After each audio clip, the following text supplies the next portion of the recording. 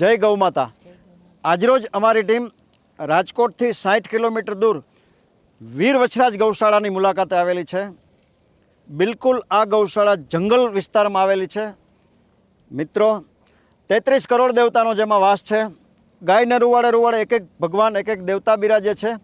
આ જ બધી ગૌમાતાના ઘી, દૂધ, છાશ, માખણ કે અન્ય ગૌ પ્રોડક્ટ ખાઈને જ આપણે અને આપણો પરિવાર મોટા થયા છીએ.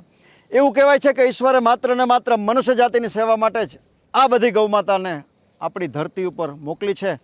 આવી આ ધરતીની માતા, પૃથ્વીની માતા, કામધેનુ સમાન ગૌમાતા આજે ઠેર ઠેર બેહાલ પરિસ્થિતિમાં પોતાના દુઃખભર્યા દિવસો વિતાવી રહી છે.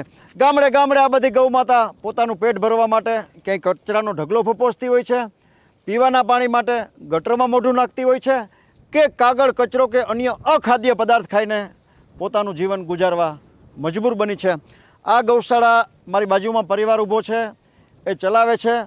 બિલકુલ જંગલ વિસ્તારમાં ગૌશાળા છે. અહીંયા કોઈ દાતાશ્રી મુલાકાતે આવતા જ નથી. આર્થિક પરિસ્થિતિ ખૂબ જ નાજુક છે.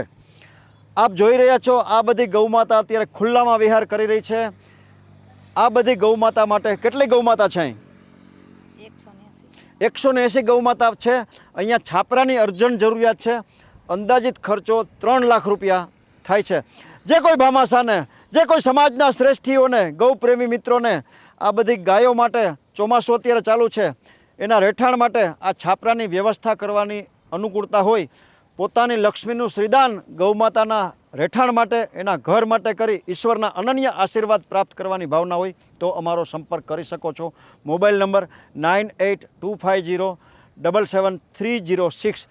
ગૌમાતાની વ્યથા રજૂ કરતો આ શોર્ટ વિડીયો આપના ગ્રુપમાં વારંવાર શેર કરી આપ સૌ પુણ્યના હિસ્સેદાર થશો એવી પ્રાર્થના.